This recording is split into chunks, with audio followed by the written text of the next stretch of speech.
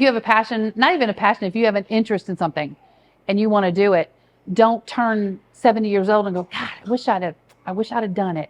Just do it. The worst somebody can say is no. The worst that can happen is you're not good at it and you have to find something else. Try all the things that seem like they would be interesting or fun to you. Some things that might not be interesting or fun, try them anyway. My inspiration for tattooing, I've been drawing since I was probably 5. My whole life, getting in trouble in school, all that for drawing on my papers, blah, blah, blah. About 2 years ago, when I was 51, I started getting tattoos. And I had asked Kevin, who I work for now, if he did apprenticeship, and he said no. Cut to a year after that, my husband messaged him and asked him what machines that were the best to buy, because he wanted me to try. Like, hey, we're just going to try this. She's going to see how it goes. And he said, well, why don't you just let her come do an apprenticeship? And I was all for it. Now, before I started getting tattoos, I designed tattoos for a lot of people and just put it on paper and give it to them, say, yep, run with it, go ahead. Never thought I could put the needle to skin before, but the minute I got one, I went like, yeah, I could. So being an artist, I've done murals, I've done all the things you could possibly think of, commission work, and there was never a fit. This was like a puzzle piece fell into place. When he said that, I started, because he had us drawing for like the first 4 months, which I've been doing my whole life. And it just fit. It just fits.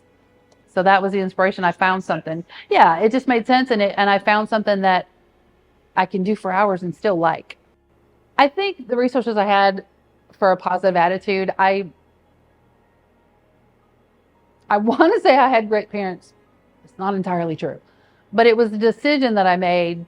Even as a small child, I can remember thinking, even when things were bad, it was just a decision I made that I was going to be happy. I was going to find the things that made me happy and concentrate on those more than I was the bad things. I absorbed myself in books that I liked. I drew all the time. I liked music, even as a small kid.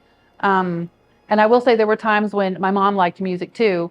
So there was music, always music playing in the house. I had great friends. Well, there are challenges for being a tattoo. It's not like drawing. It's permanent. So, the line work and all that stuff, there's a big learning process. It's totally different than drawing on paper. So there's more of a learning process with that than there is the coffee shop. Even though I've drawn my whole life, this is a whole different animal. And there's a technical side to it with the iPad and Procreate and all that stuff that I'm a little bit tech special. So that's been a challenge, but it's getting there. Any opportunity that passes your way, don't spend your life going woulda, shoulda, coulda. Just live your life like you don't have tomorrow, kind of thing. I really think it's crazy to stay inside of a box and be scared to do anything. It's crazy to do that.